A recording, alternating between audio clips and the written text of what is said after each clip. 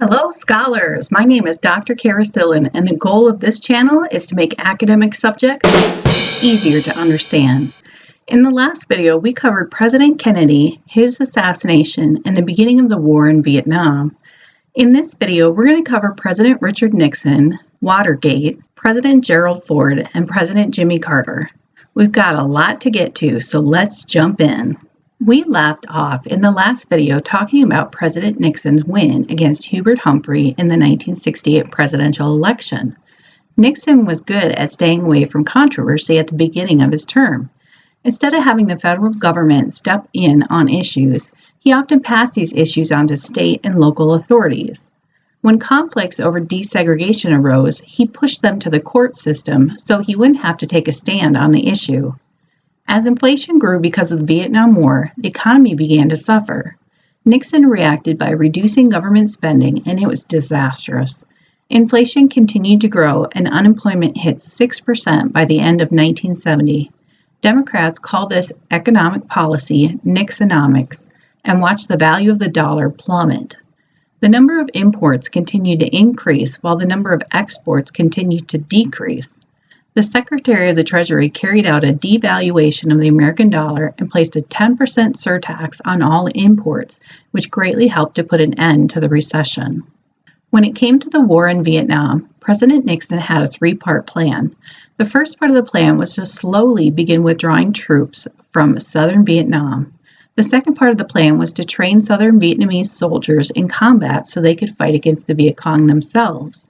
The third part of the plan was to start bombing North Vietnam again to force Hanoi into a peace settlement and end the war. President Nixon ordered secret attacks against North Vietnamese supply lines, and when American college students found out about it, they protested on campuses around the nation. At Kent State University in Ohio, rioters firebombed the ROTC structure. When the National Guard were sent in, they taunted mobs of students and eventually fired upon them, killing 4 and wounding 11. Protests at other campuses erupted, and many students were hurt as authorities tried to keep the peace. President Nixon was able to slowly withdraw troops from Vietnam, as the number in 1969 was over 500,000, and by 1972, the amount was less than 30,000. As American troops were returning home from Vietnam, Henry Kissinger was meeting with North Vietnam, attempting to come to an agreement on the war's end. When North Vietnam pushed against negotiations, Nixon ordered B-52s to bomb Hanoi. This forced North Vietnam to eventually sign a truce on January 27, 1973. In this agreement, the U.S. stated it would get all of its troops out of the country within 60 days. The U.S. agreed that North Vietnamese soldiers could stay in South Vietnam, which eventually meant communism would take over once America left the nation. The U.S. knew it couldn't win the war, and the negotiations with North Vietnam were essentially a stalemate. The agreement might as well have been called a surrender, but President Nixon tried to make it look as if the U.S. had achieved its goals. Nixon and Kissinger did achieve improving relations between the U.S. and the Soviet Union.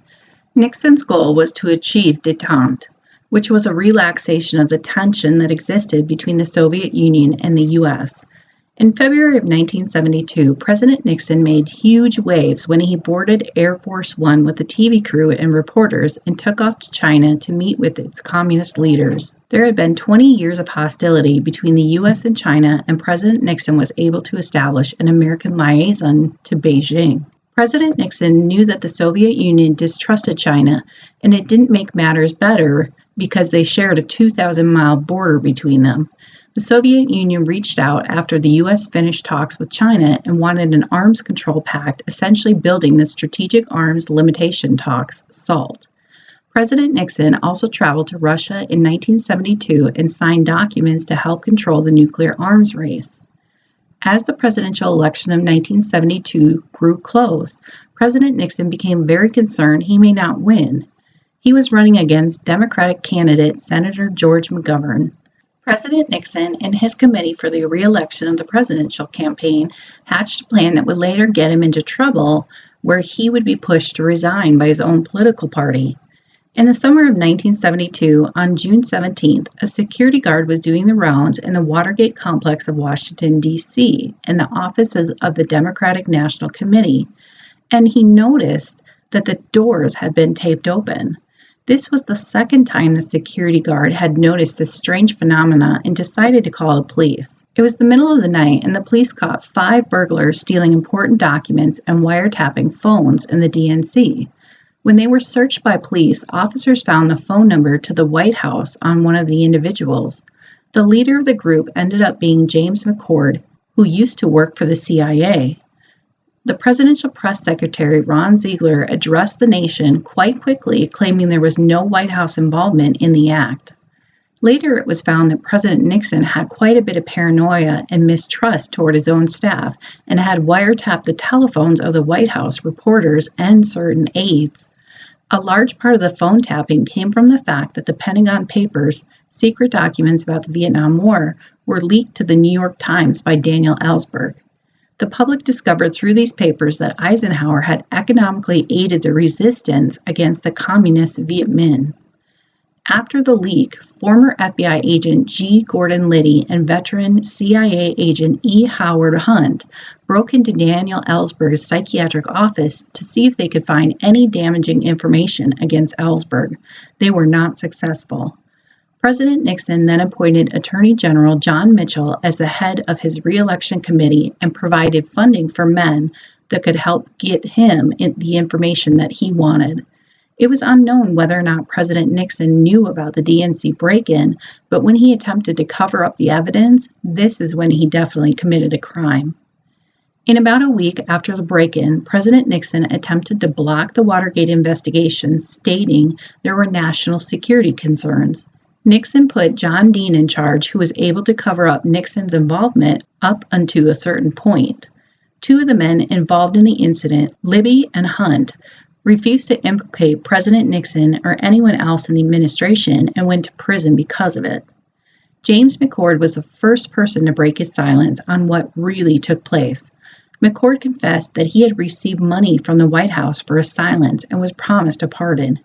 In addition, an anonymous individual who was nicknamed Deep Throat gave extremely valuable information to Woodward and Bernstein about the incident. Eventually, President Nixon ended up firing John Dean, who refused to cover up for the president any longer. Dean testified that President Nixon secretly taped every conversation in the Oval Office that he'd ever had. Congress immediately demanded the tapes, and Nixon attempted to claim executive privilege so he wouldn't have to give up the tapes. Leading officials of the Justice Department then demanded the tapes, and Nixon ordered for Archibald Cox to be fired. Various members of the Justice Department resigned their position in protest, and these resignations became known as the Sunday Night Massacre. Nixon ended up giving up a few of the less incriminating tapes, but the Supreme Court unanimously voted in the summer of 1974 that all tapes would need to be turned over. The House Judiciary Committee voted to impeach President Nixon on the charges of abuse of power, contempt of Congress, and obstruction of justice. Finally, with the urging of his own political party members, President Richard Nixon resigned from the presidency of the United States on August 8, 1974. President Gerald Ford took over when Richard Nixon resigned his presidency. President Ford did not gain popularity when he pardoned Richard Nixon of all crimes that he committed when he was in office. This was known as Proclamation 4311 and took place on September 8, 1974. President Ford started his presidency with a lot of problems. Ford ended up telling the press about certain CIA covert operations, including some attempts to assassinate foreign leaders. Included in these covert operations were 8 different attempts to assassinate Fidel Castro. The American public was dumbstruck. Eventually, President Ford appointed George Bush as the agency director to clean up its actions, and Congress created a House and Senate Intelligence Committee to keep an eye on covert CIA operations. Ford ended up being more conservative than President Nixon and did not approve federal aid to education and vetoed almost 40 separate bills. President Ford did ask Congress to aid South Vietnam in 1974, and even though they did provide some, a year later they refused to provide any more aid. In April of 1975, the North Vietnamese were able to advance into Saigon, and American soldiers attempted to evacuate 150,000 Southern Vietnamese, but many were left behind when the last American helicopter took off from the roof of the embassy in Saigon for the very last time. When Americans thought that they were finished with the area, the Khmer Rouge government of Cambodia captured an American freighter and took its crew hostage. President Ford sent a warning to the Khmer Rouge government, but they ignored it, so Ford sent 2,000 Marines from Thailand to take control of the issue. The threat of 2,000 American Marines coming for the Khmer Rouge government scared Cambodia enough to free the American crewmen before the Marines even landed. The American public was glad that President Ford was willing to use force, but the conflict ended up with 40 Americans dead by its eventual resolution. This show of force by President Ford wasn't enough to convince the American people of his leadership. By the 1976 presidential election, the nation was ready for a change. The American public was quite disgusted with government and politicians, and the Democratic Party nominated Jimmy Carter as their candidate for president. Carter was from the South and didn't have any experience in Washington, but he was an honest man and wore blue jeans on camera. He told the American people that he would not lie to them and that he understood their disgust. Carter chose Senator Walter Mondale as his running mate. Carter ran against the Republican nominee Gerald Ford and barely won. Carter secured the African American vote, which probably decided the race. When Jimmy Carter took over the presidency, the Shah of Iran was overthrown and OPEC took advantage of the situation by doubling the prices of oil over the next many months. A barrel of crude oil was over $30, and Americans who were used to spending 60 cents a gallon now had to pay $1 a gallon. The American public panicked and went to the pump as often as possible, trying to keep their tanks full. They were so worried about the gas prices and how they would continue to spike that they caused chaos and even violence at the pump. Americans recognized they needed more fuel-efficient vehicles, but were not fans of the compact styles and small automobiles. The nation recognized it was too reliant upon foreign nations for oil, but no one could agree on how to move forward with a better policy toward energy. President Carter wanted everybody to be happy, and so he struggled with drawing hard lines and decisions. He generally told people what they wanted to hear instead of setting a pathway and maintaining it. Americans liked Carter because he was an ordinary man that carried his own luggage and people saw themselves in him. Carter's administration struggled with a climbing deficit. He tried to reform welfare programs but was not successful. President Carter did show success in his diplomatic skills with certain foreign nations, though. In 1977, Carter signed 2 treaties with Panama. The 500 square miles of canal were returned to Panama, and the U.S. assisted in making sure it was safe and defended it for the nation of Panama. The official return of the Panama Canal and all of its responsibilities to the nation of Panama took place in 2000. Also in 1977, the Egyptian president Anwar Sadat traveled to Jerusalem for the purpose of trying to work out conflicts with Israel. President Carter invited both Sadat and the Israeli Prime Minister to Camp David to negotiate a peace settlement. For almost 2 weeks, they worked hard to negotiate, and the outcome that resulted was the Camp David Accords. These negotiations attempted to deal with the West Bank as well as the Gaza Strip land areas. In 1979, Israel and Egypt agreed to a treaty that slowly returned the entire Sinai Peninsula to Egypt.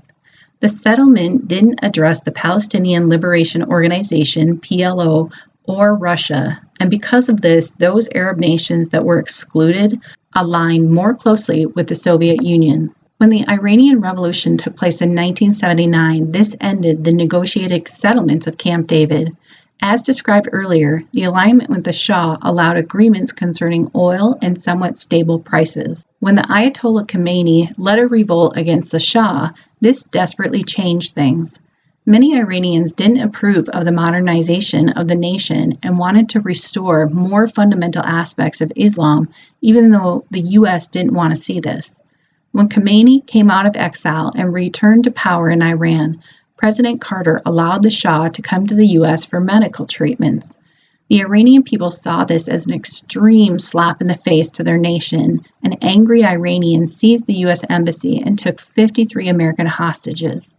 This conflict became known as the Iran hostage crisis. Carter worked hard to be diplomatic and provided economic aid in an attempt to free the hostages. Even though President Carter stated that he would use force if necessary, many knew he wouldn't back up his words with appropriate deeds. When Carter attempted a rescue mission for the hostages, it failed tremendously, and 8 American lives were lost.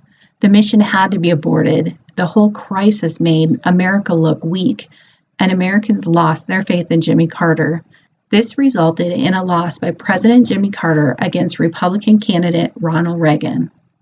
Well, this is the end of the video. I hope you enjoyed it, and if you did, please click on that like button and don't forget to subscribe to the channel. I hope you have a great day, continue to get those grades, and I will talk with you soon.